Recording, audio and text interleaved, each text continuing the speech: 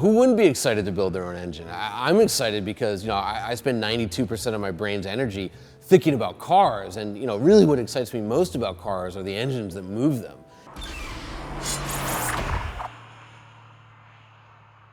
What do I love about AMG engines?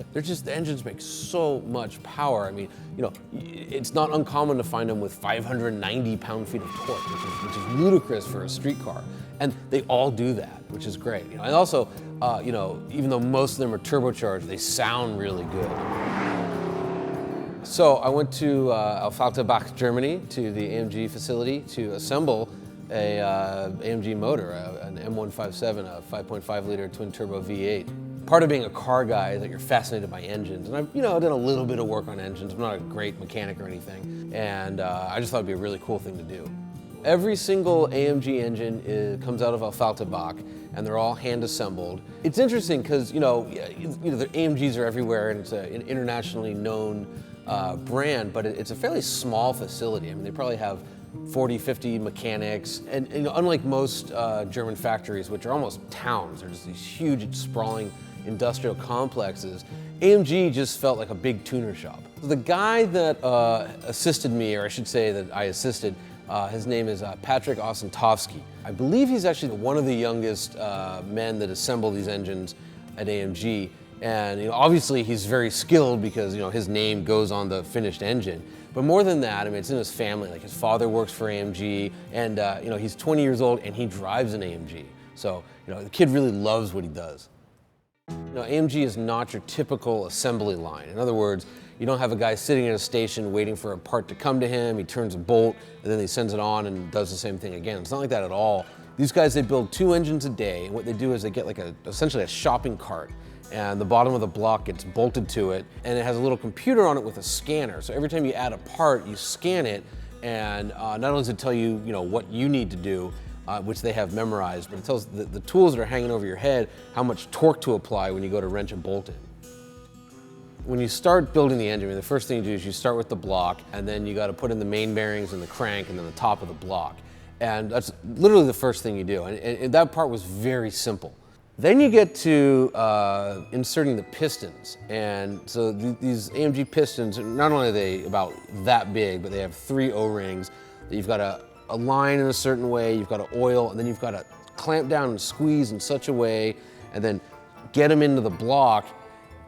And it's a real skill, and I was terrible at it. In fact, Patrick commented that I believe he said I was much worse at this than other people. So he really did think I was, an imbecile, for lack of a better term, for about the first half hour after I couldn't get the pistons in. By the end of it, he was working on his side of the engine, I was working on the other side of the V, and he was much quicker than I was, but I was keeping up. I wasn't really holding him back that much. And he's a really nice guy. He's just a really fun guy to be around. So I enjoyed working with Patrick.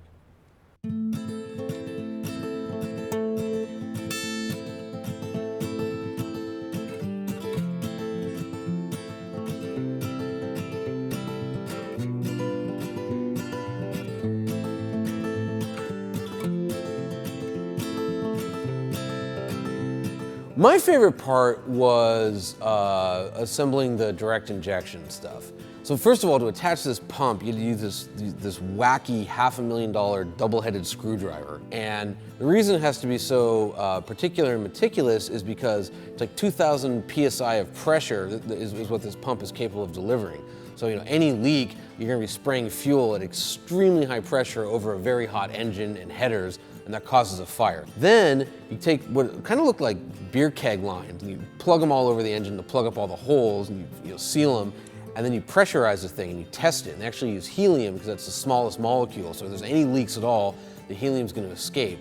And that was kind of really nerve-wracking because I actually assembled one half of the direct injection system and no leaks. It's not a testament to anything I know how to do, it's a testament to the engineering. The fact that some schlub off the street can come in and kind of do this really shows how well thought out these motors are. For a major company like this, like having the mechanic's name go on the engine, it used to strike me as a little bit gimmicky, but these guys actually are assembling this entire engine from the bottom half of the block to the wiring harness. Every single thing about a particular motor is done by one guy. So, I went in there expecting to be impressed by the guys that build the motors, because obviously, they're very skilled, and that's why they're on that line. But what impressed me so much was the engineering behind the engine. There's so much that goes into the way these things come together. It's just masterful, and very few other companies in the world that do it the way AMG does.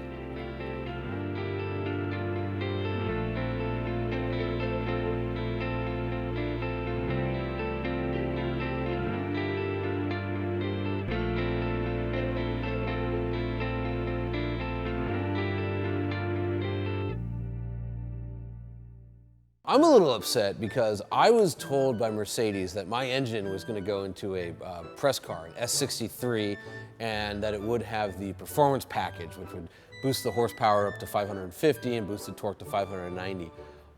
I've since found out that they haven't done that, and the engine's actually going to go on a stand and be displayed somewhere, which I understand for probably liability reasons they had to do that, but I really wanted to drive a car with an engine I built in it.